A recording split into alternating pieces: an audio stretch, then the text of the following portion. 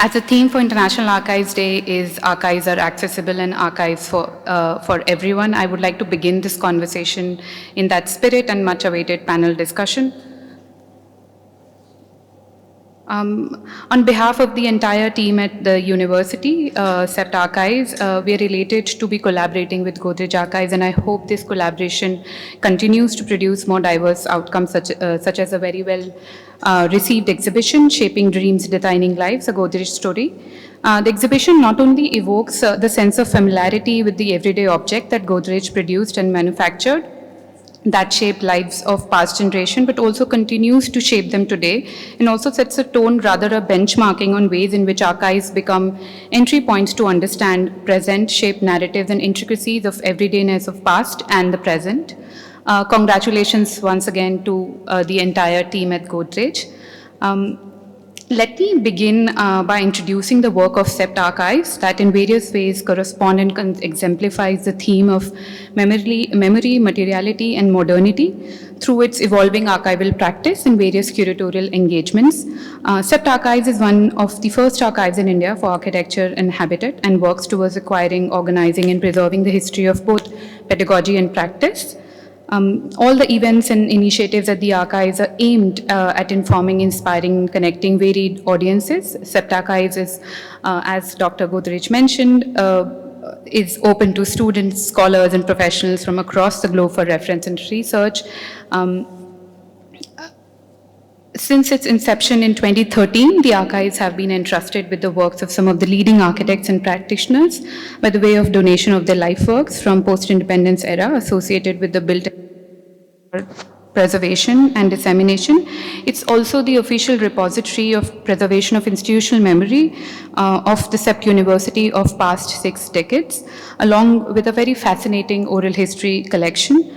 The archive's objective is to build an ever-growing repository of knowledge and serve as an active research space, a resource pool, along with strengthening the ethos of archiving in the country. The archives in a decade after its inception in 2013 have digitized and processed over 96,000 records across 51 collections.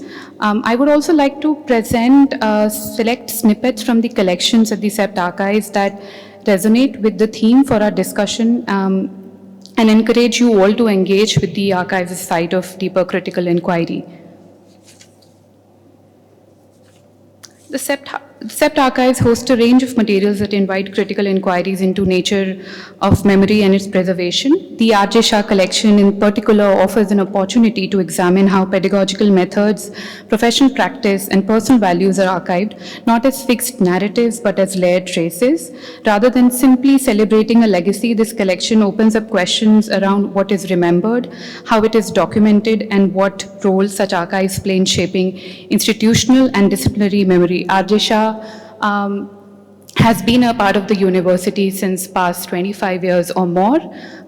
He used to teach construction technology at the university, and this is his fascinating collection and a very interesting picture out there, and some of the snippets from his oral history. The Didi Contractor collection, again, as I've mentioned before, that these are coming from the 4 strategic verticals that we have, which is work of the university, work of professional practitioners, special collection, and oral histories. This is work of a professional practitioner, Didi Contractor collection, which offers a critical lens to navigate design practice rooted in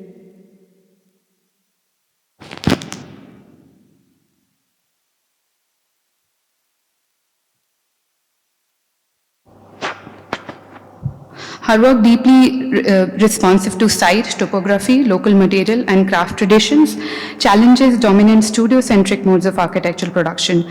The collection allows for an exploration of design that emerges from a place rather than being imposed upon it, revealing the complexities of working within hyperlocal settings. Rather than presenting a singular narrative, it surfaces multiple, often marginalized ways of building and thinking. As an archival resource, it invites reflection on how regional knowledge systems and embodied practices can be documented, transmitted, and engaged with critically. The Arvind Talati collection offers a critical entry point into understanding of how modernity was interpreted, adapted, and materialized in post-independence India. As one of the earliest professional collections at the archive and the first to be exhibited at the archives, it allows for an examination of how architectural thought influenced by figures like Le Corbusier was negotiated within the Indian context. Rather than presenting a seamless narrative of modern progress, the Talati collection reveals the tensions and translations and aspirations embedded in the making of a modern architectural practice. It serves less as a monument to modernity and more as a resource to interrogate its local articulations and afterlives. More importantly, I would also like to, and which becomes a theme for the discussion with the panelists, that using archives as a pedagogical tool.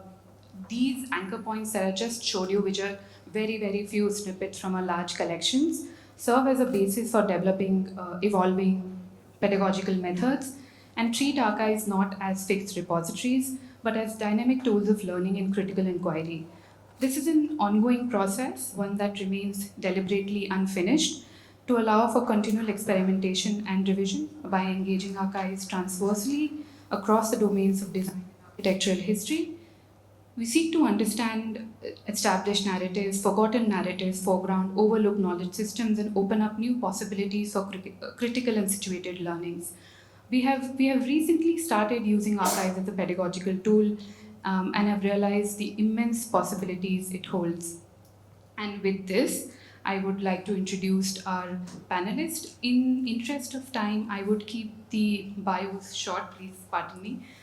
We have all seen the fantastic posters on social media that the archives team made and the associated bios, but let me begin by briefly introducing in interest of people who might not have seen that. Dr. Abigail McGowan is a professor of history at the University of Vermont, USA, with wide-ranging publication of crafts, consumption, design history, and home reforms in India. Her books include Crafting the Nation in Colonial India and Home Improvements, Housing Reforms, and Home Ideas in 20th Century India, which is forthcoming in 2026. Congratulations. She's currently researching the history of mid-century interior design in India, focusing on the iconic Bombay Interiors firm Kamdar Limited. Sarita is a designer, design historian, and educator who writes on visual and material culture. Her consultancy, Hanno, aims to make history relevant and accessible in museums, archives, and other heritage spaces. She has also been a 2020-23 Fulbright Fellowship. She visited archives across America to further her research on the intersectional design histories between India and United States. She continues her fascination for seeds through her study of Charu Kasara or planter's chairs in collaboration with Dr. Rachel Lee. Tanishka Kachu is a senior faculty of exhibition design at the National Institute of Design, Ahmedabad. She teaches courses in design history using archival pedagogies, which she was written about in Powers Imaginista Journal in 2019. Her recent publications include the Routledge Handbook of Craft and Sustainability in India 2024, co-edited by Rebecca Prebins, and a chapter on gender design histories in India in the book Women Graphic Designers. Thank you all. Thank you for joining us. I would give the floor to you, Abigail. Never can come. I've learned so much both from the content of the Goddard Archives, but also from the fellowship of the Goddard Archives, the ability to learn with the archivists and the other people who are there studying. I am, as someone was saying, I'm a historian. I teach the history of India in the US. I'm not a designer. I always want to preface that by what I'm saying. But I'm really interested in stuff. My early work was on craft development, why people were making things in new ways and how that was coming under fire in the late 19th and early 20th century. And then I very quickly got interested in what people were making that was not artisanal. What are the new kinds of things coming into play, coming into circulation? Why are those happening? And so I got interested in this history of consumption. How are people developing new tastes? What inspires those new tastes? What are the firms that are shaping those tastes? What are the technologies that are enabling new things? So when you learn to cook with gas, you have to overcome the fear that your house is going to blow up, right? So again, how do you convince people to adopt new things? How do you start building new community housing in a city like Bombay The top picture is a Claude Bately design for Khusro Bagh right down in South Bombay. How do you start building houses for community, and how do you start convincing people to live in certain kinds of flats that are different from the traditional kinds of flats that people would have lived in? And then last and not least, how do you start selling these images? What is the image of the modern home, that desire that you can start to cultivate?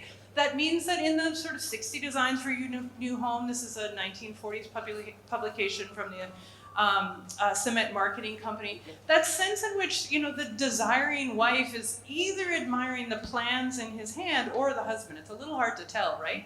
But in that sense in which you're creating desire, and what does that mean?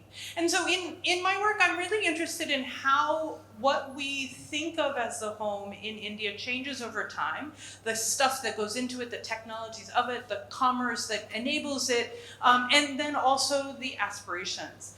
This is a work that's deeply dependent on archives, right? We always think of historians as working on archives. And I think what I've loved is that I get to work in so many different archives. So much of this is, you know, again, popular publications. The Times of India is where that gas image comes from. Looking at ads that come up in Femina, or advice columns that come up in an illustrated weekly of India. That sense in which the popular press is giving us ideas. Obviously looking at professional practice when, you know, again, a sort of credentialed architects are doing different things, or interior designers start coming up, and how we think about the new institutions that are forming and professionalizing the experiences of home. But then also looking at, again, business archives, whether of Godrej, where I've spent so much work and time, or of other institutions and firms. And again, so I am deeply embedded in archives, and archives is what I do. But I wanted to talk briefly about what I do in archives, because I think there's different kinds of work you can do there. The most basic one we think about, and what brought me to the Godrej Archives initially, was to answer a question. I was interested in the history of retail in Bombay, how new department stores, but also retail shops are starting to sell things in new ways, moving out of traditional bazaar environments into showrooms. And so I came to the Godrej Archives to look at these catalogs, and again, got all kinds of great information from the archives that could answer the question of how was retail changing. So the fact that these come with specific numbers, you can order CH15 as a chair and know that you get it no matter what your stockist is across the country. The fact that this, as a catalog in 1956, has the annotations of prices. I could compare these prices against other things. I could read in the archives about the sort of networks of stockists and how orders came in, and when it was difficult to deal with orders during times of steel shortage, etc. So I came with a question, and I answered that question to some extent about, you know, again, how does this Godrej story fit into a story of retail? But of course, you always get more questions when you get there. So the front and back of that same catalog is, you know, on the left, it's just the cover. On the right, I want to highlight this section here, because this is the part that I love. And again, this is the kind of thing that started asking new questions. It started bringing me to think about it in new ways. This was not just the nuts and bolts of retail practice. This is about desire, this is about imagination, this is about the evocation of, again, contemporary decoration has brought individuality of preference to a new standard. This is equating modern with Godrej, this is equating a sort of companionate marriage. You can see the sort of husband getting dressed and his wife sitting in a lovely Godrej chair there. And again, imagining not just individual pieces of furniture, but assembling them into a home. What does that mean? What does that look like? And so that sense in which I started asking new questions, not about just materiality, but about emotion and about desire and about imagination. Things that you start asking only because you're there.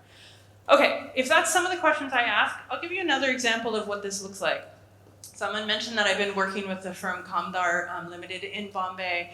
And I started looking at the Kamdar files to look at, again, they have these gorgeous watercolors of interiors that were designed in the 1950s. And again, still can see some of their furniture in different houses. They were a top firm. They started in 1934. They were an early Art Deco furniture company. One of the first Indian-owned interior design firms in Bombay, competing against major European companies. And they do homes in Bombay, as well as here in Ahmedabad, as well as commissions across the country, really. So they do homes for industrialists and princely families, they do restaurants, they do bars, Calcutta, Delhi, Ahmedabad, etc.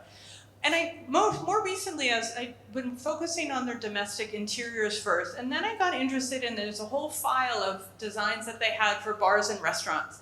And they came with some photographs that the firm still had in their collection showing what the interiors looked like when they were installed. This is a restaurant that was in Kala Ghoda in Bombay. If you have been to Fab India at Kala Ghoda, this is the same spot. And so that sense of, again, being able to trace current buildings back into their earlier uses. But I started getting really interested in the fact that this design and other designs have dance floors, right? And crazy sort of cabaret dancers depicted on the dance floors. And it meant, once I looked at them more and more closely, it started raising all these questions. Who was dancing? Why were people dancing? When did dancing happen? And how did people even learn to do the foxtrot and the tango in the 1950s in Bombay? And again, if you know the sort of history of Bombay, there's great sort of writing by Naresh Fernandez and others about the jazz scene, and Taj Mahal Foxtrot is a great book if you haven't seen it. But that sense of who shows up, what the audience was like, how these spaces configured the possibility of dancing in Bombay, that's a question I never thought I would be interested in until you start looking at it. So again, archives can prompt you to ask new questions. And I think being open to the fact that you might come with one question and leave with 3 more is the excitement of being in archives. And again, part of the problem, of course, is that I'm a historian in Vermont. My students don't get access to this. So that question of the pedagogy and the potential of teaching through archives is obviously complicated. But again, I think it's possible to do it in a variety of ways. So a lot of my work has been with the Times of India and their advertisements. So I was really interested in their beautiful homes pages that came out in the 1930s, a weekly series that gave you advice on decorating the home and design, etc. And these fabulous advertisements for 1930s and then 1940s interiors firms, but mostly furniture companies. And what I realized is that just as I could ask new questions because I was looking at the Times of India, my students can also. And so I started designing, and actually Sarita was a Fulbright fellow at my university, and so we did a course there together, in which I asked students to look in the Times of India from the 1930s and the 1940s, and to pick out ads, and to start telling stories or ask questions around those ads. And so, for instance, one of the stories they always get interested in is the amazing advertisement for Horlicks. And I particularly use the one on the right because they're always, in that moment of anxiety at the end of the semester where they're sure they're going to fail their exams. I'm like, yeah, take your Horlicks, you'll be fine. But again, asking students to look at an ad campaign, and on the left, again, this idea that yours to protect is a mother's duty, the idea of motherhood, the idea of the sort of nurturing of childhood as a sort of sacred object, but also that sense in which the anxieties of performance and competition in a particular moment, the fact that both of these images come from the 1940s wartime Bombay when there's a lot of shortages, you can ask a million questions out of a set of ads. And so when Sarita and I taught this course, we asked students on the one hand to write a paper asking questions out of an ad campaign, or to develop their own ad campaign for a product that could have sold in Bombay in the 1940s. And so again, being able to use an archive to open up conversations and ask new questions. And I think that's, to me, what the point of an archive is to get you thinking about something you hadn't thought about and pose it from a different angle. And so I think the power of the CEPT archives, the power of the NID archives where I've worked, the power of the Godrej archives is to bring us together to ask different questions, and to do so in this kind of way in conversation, because the questions you're going to ask alongside someone else will always be different. I'm going to stop there and I'm going to hand it over to Sarita's next. Who's next? Yeah? Okay. Thank you.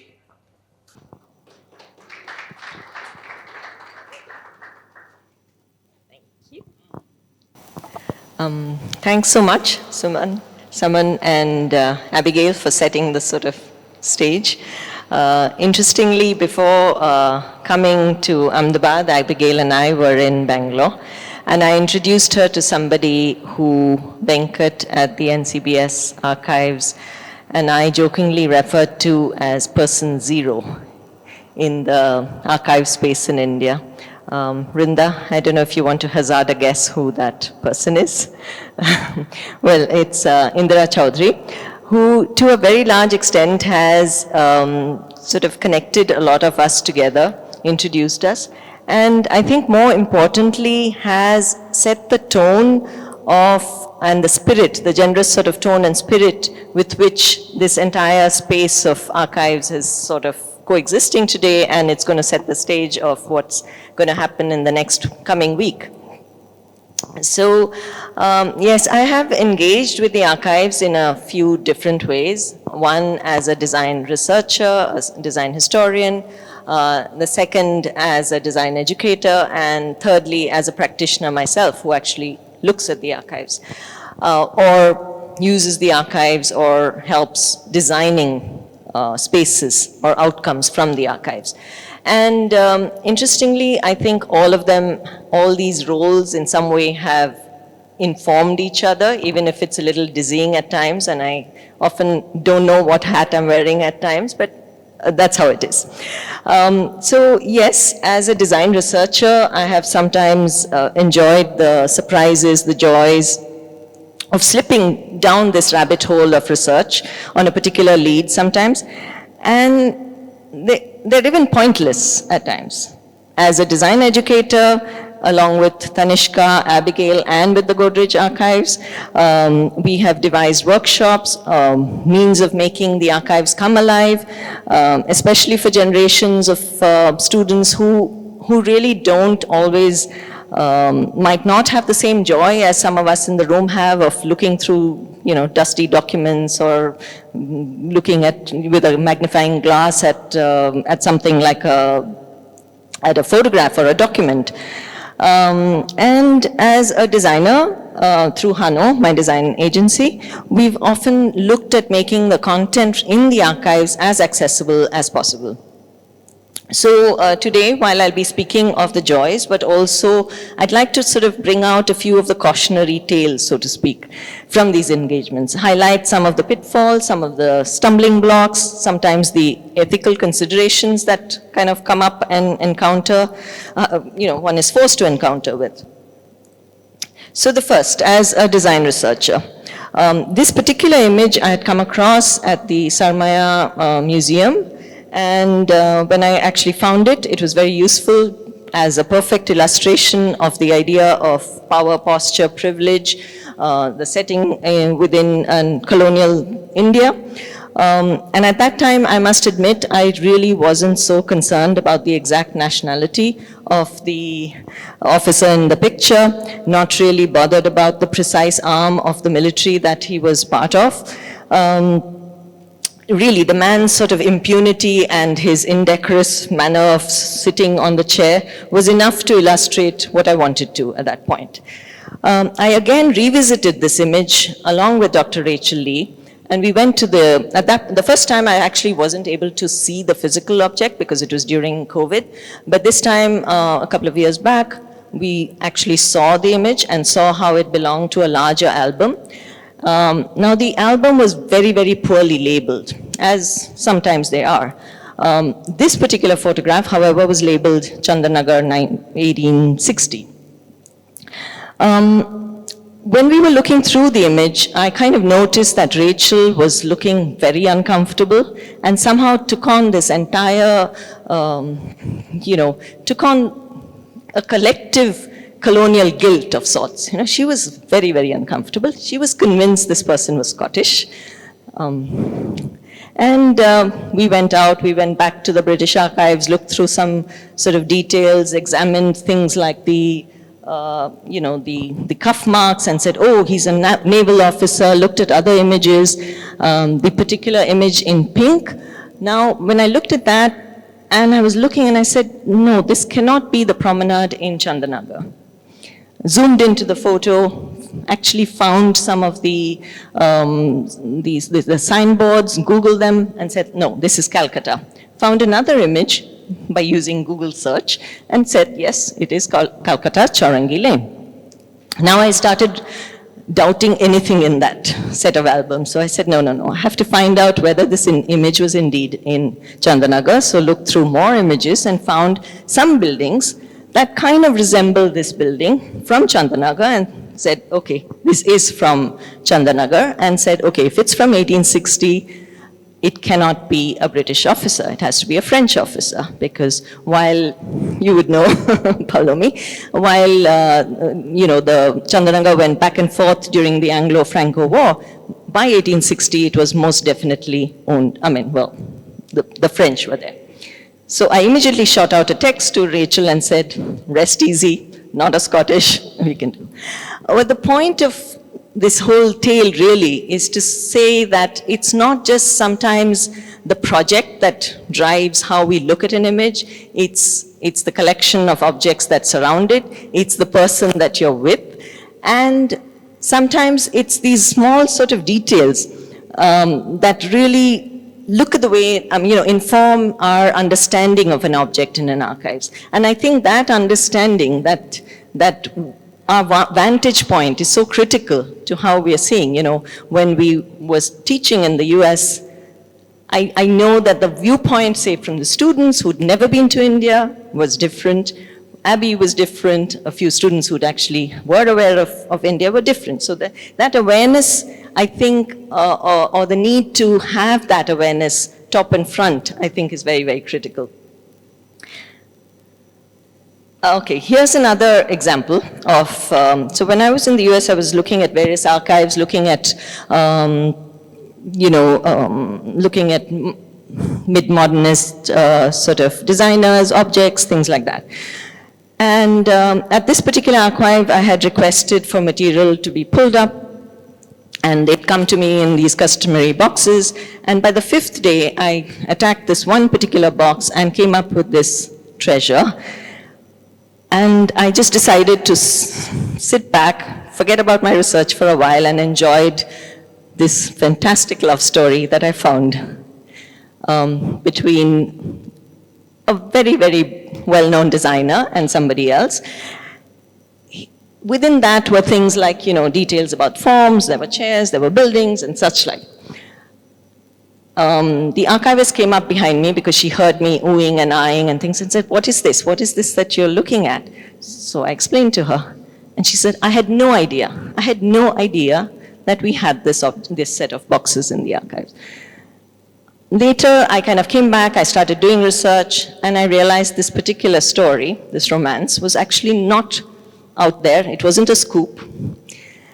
And I started feeling, I wondered, is this, how right was it for this archive to have been open to me or to anybody? What are the sort of rules that govern it? And Abigail and I have been discussing this over the last week. What are the sort of ideas of access that an object or a set of objects should have in the archives?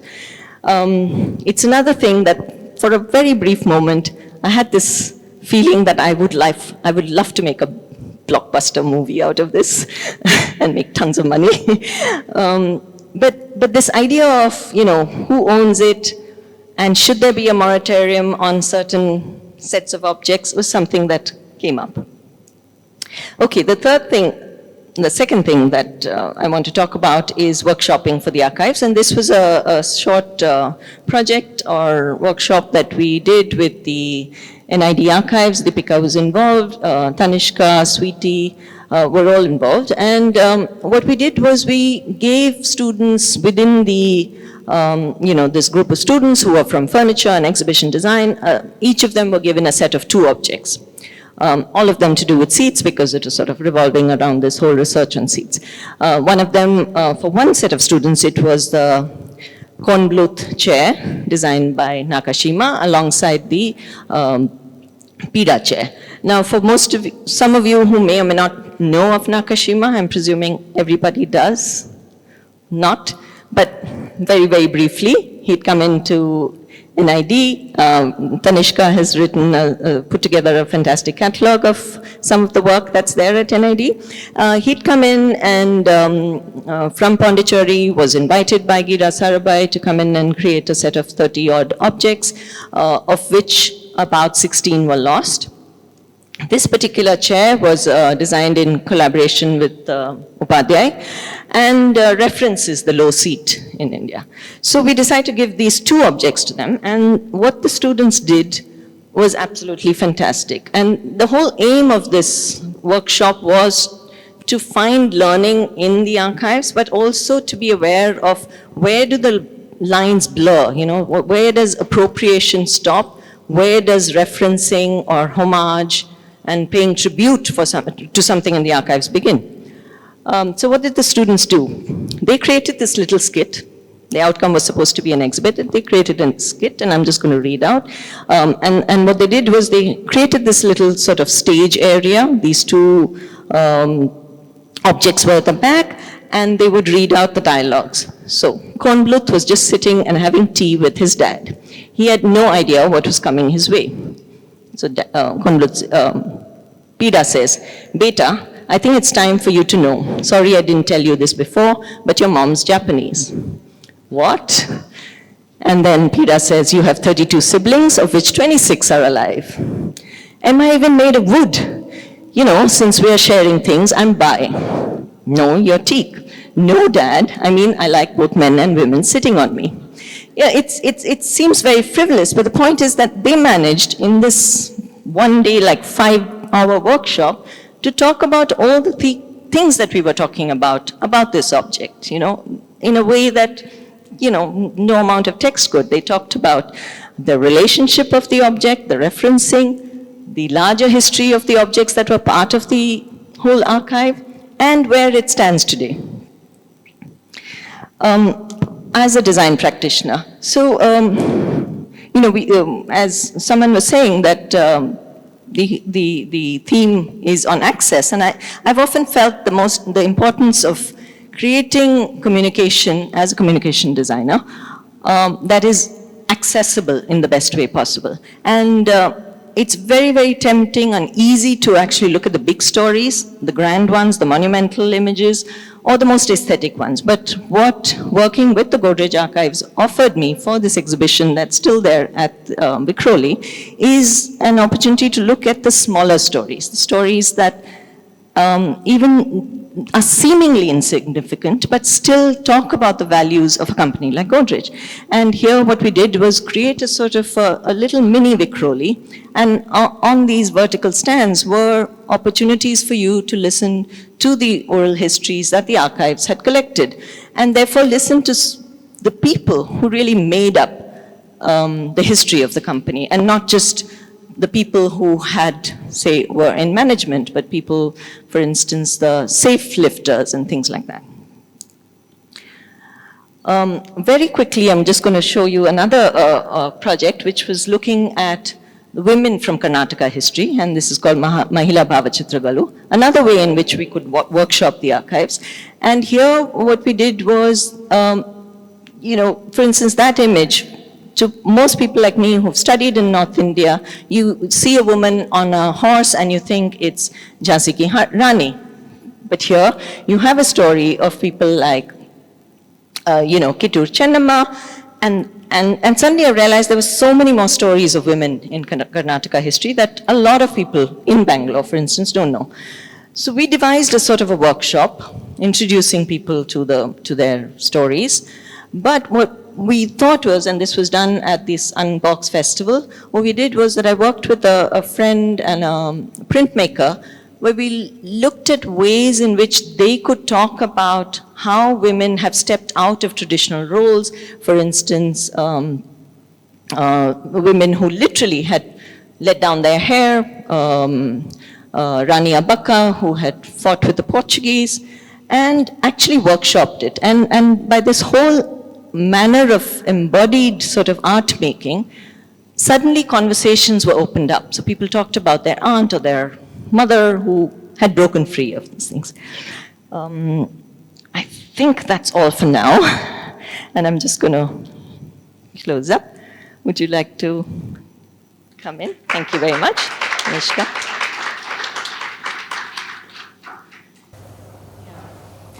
So, I'm sharing some again, like Sarita, with many hats on, two hats on maybe, I think, for this presentation.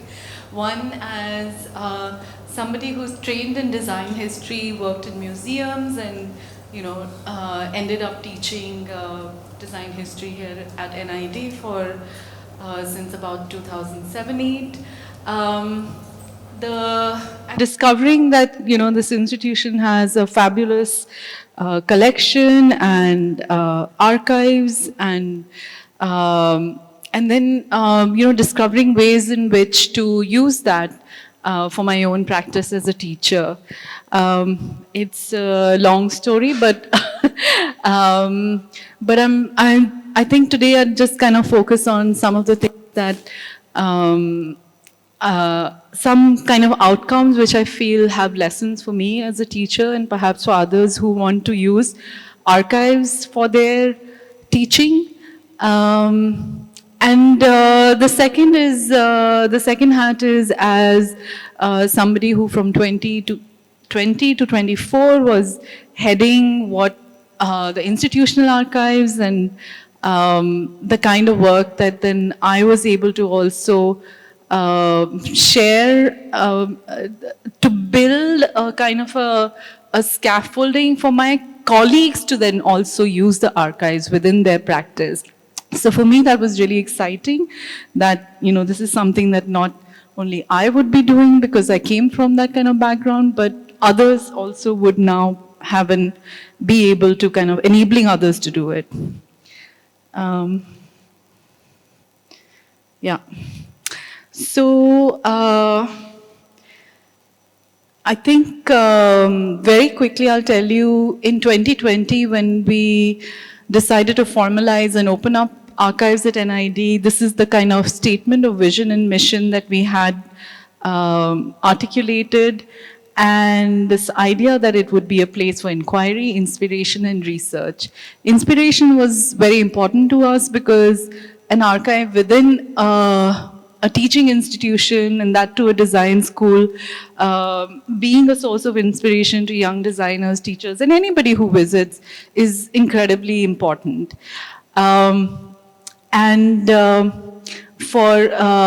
By promoting research, knowledge, and enjoyment of the designed world. So I think I'm going to talk more about the second part of the mission, how the collections have been used since then, more than giving you a glimpse of the processes or the kind of things that happen outside the institution, but within the institution. So International Archives Week, so I'm going to start with just quickly talking about what we did in 2021 as part of Milli Archives Week. We joined, so as soon as we started up, we realized that we need to join this Milli network, we need to share, we need to kind of connect, we need to learn from each other. I think that was one of the very, very early thoughts. So this is, of course, COVID is still on, so this was online. And for me, what was really incredible was that, when I shared this with my students and colleagues, I got such a fabulous response, because then I realized that there are so many people who want to kind of connect to this world of archive. So our librarian, Dr. Lalita Polaru, she took part in it. I had alumni who had worked with archives from our photography department, Adira Sheikh, and even a visiting faculty who were part of one of the sessions. So we actually curated a whole session with different panels that year, and it was absolutely, and my colleague at the archive, Shreyasi Pathak at that time, and also the lead of the photography program, Rishi Singhal, and his colleague Amarnath were also part of it. So this really is how it really kick-started this idea that, it could be actually useful, and there were many people in our learning community that were quite interested in thinking and learning through archives. We were still doing a lot of things online, so creating outreach became one of the kind of focuses of the work that we were doing through online programs. But we were also trying to write for grants, and develop some research projects, and one of them is the Wikimedia Foundation's grant for the Art and Feminism campaign that I'm going to talk about a little bit in the next few slides. The other was one of the collections that we have is the Experiments in Art and Technology collection, which is both papers but also audio recordings of early experimental electronic music. And there were many actually scholars who were researching this. So we created a program bringing everybody together to share about their research. And eventually we realized that we should actually have a yearly calendar of public programs. So we launched our first kind of yearly calendar of the public programs. So this grant that we got actually allowed us to then build new ways of involving our community, especially community of students, colleagues, online, and this was the first ever editathon that we did, writing Wikipedia articles, and that also tied into a goal of making more open access sort of information about, promoting open access information about designers. So I think, some of the people who are here can probably see them, colleagues who are here can see themselves in the slide. So it was hybrid, both online and offline. And just giving you a glimpse of one of the pages, we also thought about that, since we're writing about people from Gujarat, we should also have articles in Gujarati, in Hindi, in different languages, and Wikipedia allows you to do that. So the content translation tool training was something that many students also participated in, and people share the knowledge of different languages. So when we say archives for all, actually in our context, language is one of the important kind of ways of people to access knowledge. And a tool like this can really, really help open up. These are some of the women designers for whom Wikipedia pages were created. There's a dashboard on which you can sort of see all the 24 articles that were written. Okay. Now, so in terms of the different ways in which we have been kind of inviting and creating opportunities for students to produce from the archives, I think one really important method has been to offer graduation projects to students. And this started actually before the archive existed as a formal kind of, in a formalized way at the NID. So what we realized was there was already a kind of a sort of a method that had been developed by our colleagues from the photography department, because the photography collection is the largest collection that we have. And so we formalized that, and there are many projects, but I just thought I would show this one project today, since we are here thanks to the Godrej Archives and this wonderful exhibition that we have. And it's about a furniture collection called the Rolf Missol collection at NID.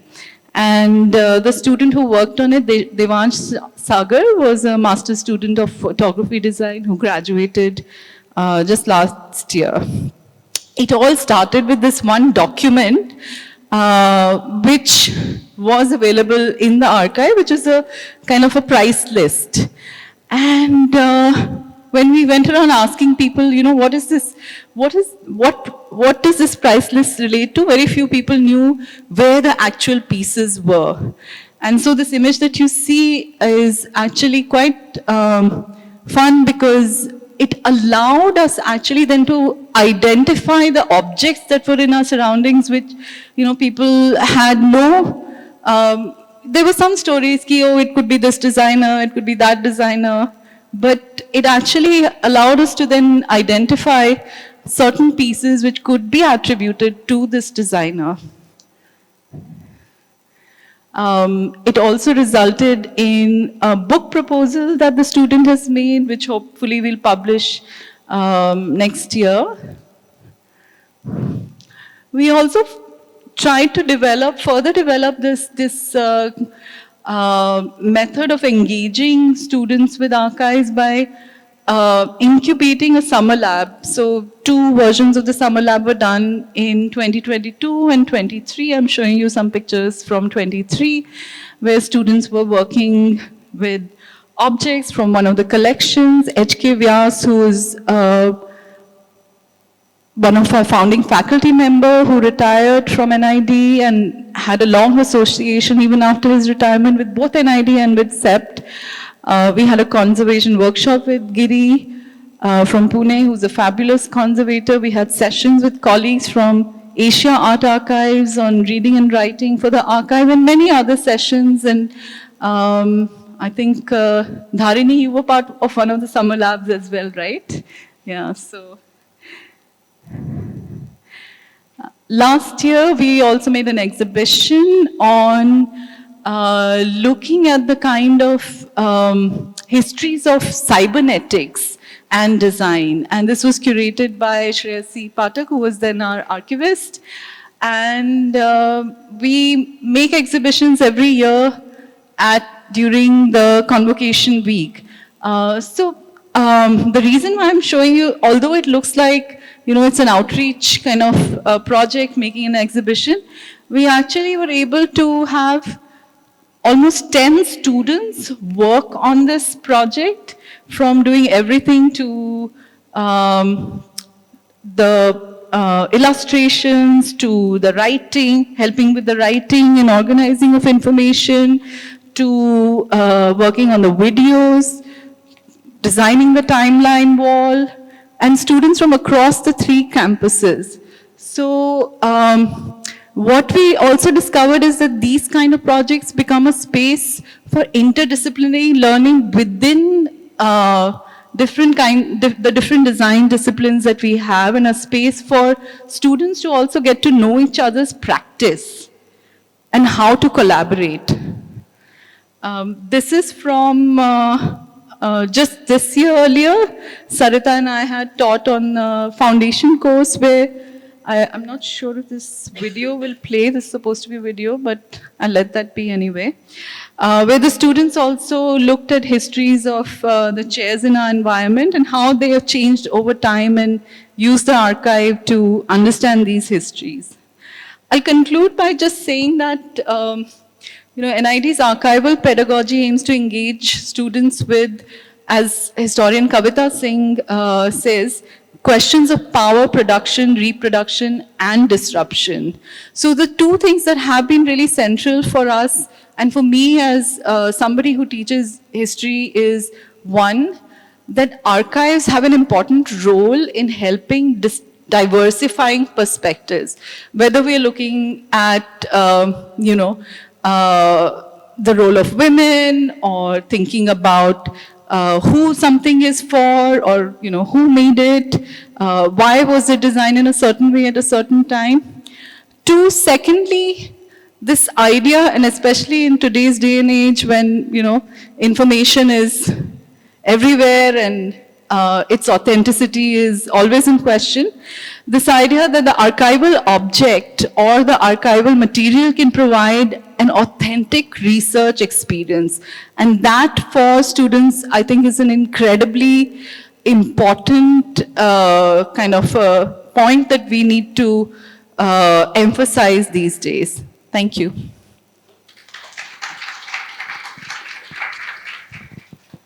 Thank you all. Thank you, Tanishka. Thank you, Abigail. Thank you, Sarita. In the interest of time, I have just 4 questions, but I would pose this first question to all of you. And I think this is an important question given the kind of archival landscape that is emerging in the country. And this is coming from the discussion that we have had earlier, that we see a lot of emergence of different kind of archives in the country. What are your thoughts on that? It's a different kind of archival turn that we are seeing. A lot of institutions, a lot of other corporates, a lot of different kind of personal archive, family archives are coming up, and not only institutional. What they can do to allow to ask questions for as historians, as educators, and as researchers. Yeah.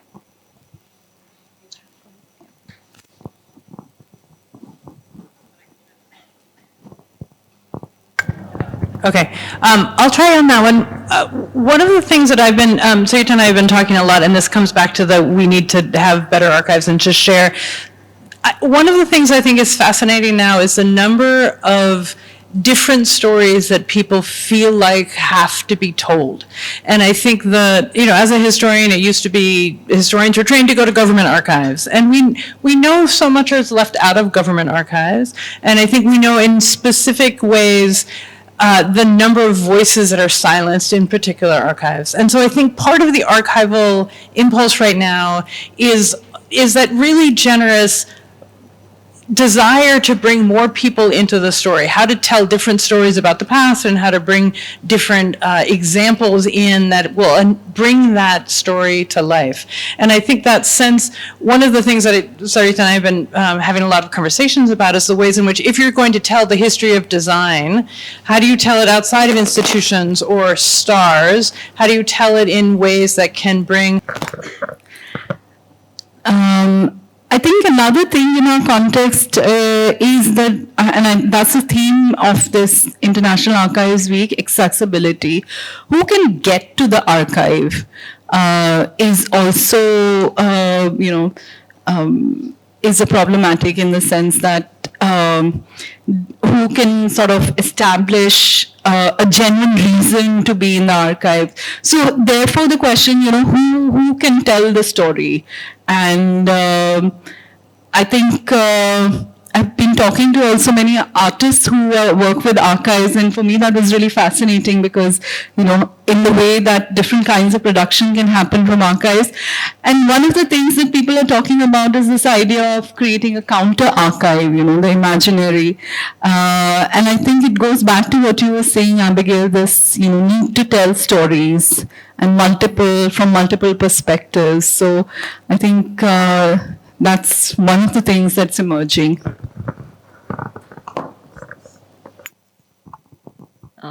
Yeah, I think to build on what you're saying, Tanishka, and your question, this multiple viewpoints and the multiple ways in which you can look at the archives and then engage with them. I feel the importance, firstly, to embrace some forms of technology, and I think technology answers some of the problems of having a single curator-led sort of experience of the archives. It allows for every viewer, every person who works with the archives to become a curator themselves. It breaks down the role of the curator from being a traditional curator to becoming a facilitator. And I think those are the things we've tried to do at the Godrej Archives as well, where we kind of break those roles. And also, I think to allow for opportunities in the way in which archives are stored and accessed to be visible for the viewer, for the user, and I think it'll sort of break the way in which objects are accessioned and what's the tagging and things like that, to allow them to be housed in different sort of buckets. So it's an object because it's a chair, but it's also critical because it played some role, or it's or because of its process. So how does one allow for these different sort of lenses or cameras to be on it? I mean, I think that's something that excites me as, yeah. Thank you. This also leads me to another question in terms of accessibility, arrangement, categorization, that, and this is for you, Sarita, and for Tanishka, that there are certain narratives and histories that as users and educators that you may have come across, and Abigail also, there are certain narratives and histories that resist being archived as we begin the archival process. So how do you begin to negotiate it? How do you begin to deal with that resistance? Yeah, that's a really good one. Thank you. And I think that's a question that we encountered even when questions around that we encountered when we were working on women in design. From the initial kind of wave of enthusiasm that, oh, let's select, these women. And then we started thinking about, why, especially in this day and age, this kind of binary conception of gender, how do we kind of even look at different identities of designers? Where do we go looking for those expressions within the archive? So it led us to kind of, sort of think about how can we therefore then work with women to deconstruct perhaps this kind of binary that gets produced in the way the categories and the buckets are made. And that set up another bunch of questions. I think to kind of briefly say, I think there is a dialogue that one has to develop with the material, but also beyond the material with the actors around it that helps then bring new interpretations to the material. And I think, this idea of things that resist the archives, one of the most obvious reasons is because they don't fit. They don't fit a particular category, they don't fit the mission of the archive, they're not relevant. So how does one, and who decides the relevance? So I think it's a matter of allowing for opportunities for the hierarchies to be toppled, in a sense. So how does the archive allow for resistance and detoppling, so to speak? I mean, I don't know whether I have an answer to it beyond the fact that remove this singularity of mission, vision that an archive could have, or allow it to be evolving. Thank you. I've just recently learned a new term, which is archival entropy, which sort of says that you topple the things that in the archive and you do not adhere to the categorizations. Anyway, for that, maybe for the next discussion. Moving on to another question. I think this question is coming from the letters that you showed, Sarita, that how do you begin to critically interpret an archival object when the provenance of an object is unclear or unknown, or it's unclear, unknown? What are the kind of ethical conundrums that you deal with as a researcher, but now it has fascinated you, so you cannot leave it? So how do you begin to sort of navigate that situation? Because we come across as at least somebody who deal with a lot of organizational information that this shouldn't be here, but it's here. So now what do we do with it? Who decides that? So that's a different thing from coming from an archivist, but it's a different connotation and understanding as you deal with as a researcher, as a user. Feel free to please jump in. Sorry. With a few. I think here's where the convenience of having multiple hats sort of works, because as an archivist, the roles or the rules are very much in play, even if there's an attempt to topple them and things. As someone who engages with the archive and works with it, I see opportunities, for instance, in the example of the letters that I say, of taking some form of an inspiration from them, rather than, and maybe referencing them or not referencing them so that they're distant enough. So therefore, ethical considerations can be is out of the picture, so to speak. So really the answer is, I think when ethical considerations come to play, maybe create a distance and use them as an inspiration or form of learning, protect the whatever needs to be protected, in this case possibly the identities. Tanishka, one more question to you. I think I would not miss this chance because in an institutional setting, and this is coming from the experiences that we have also had, that in an institutional setting, how do you bridge the gap or the distance between students and archives? I understand that there are workshops, there are a lot more intimate, not courses, but more intimate workshops, and that you and Sarita has already done. What are the curriculum anchor points that you work with to include archives in the larger main curriculum, in the way you teach? So what are those anchor points, and what are the how does one bridge that gap? Because what we have seen, and at least what I've realized, is that there's certain kind of distance that students feel with the archive for many reasons. That, oh, we did not know that we could just come in. Oh, we did not know how to use it. Oh, we did not know that we could also look at these things in this way.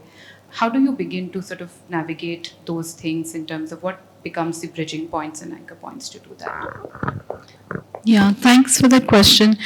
So I think for the first part, I would say that one of the ways in which we have been trying to kind of involve all our colleagues in helping them develop an archival pedagogy for their courses is to also make sure that all our sessions that we produce in terms of our public programs, or we find roles for the faculty also to play within them, and that gets them kind of involved in the substantive, based on the kind of topics that we're doing, that we're picking at, whether we're looking at furniture or photographs or maybe at graphic design. So different colleagues also, so it speaks to their interests.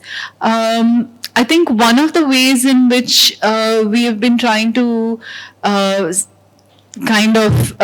find in integrating into no matter what kind of discipline of design it may be, is to say that while designers are making things that are somehow in the future, right, they're about to be made, it's important to kind of, when you're developing that inquiry about your design, historical thinking is something that can help you to understand what came before. So even if you may not have that, it's not about taking inspiration, but about understanding processes of change, why change happens. And, when you engage with historical thinking methods, then, those processes of change and, what possibilities and narratives becomes really opens up to students. So the focus is more on, okay, here's the methodologies that we can integrate into any course, rather than the subject related sort of material. So that's I think. Was there anything else? No. Yes, no, that was helpful. Thank you so much. Would you want to add to this?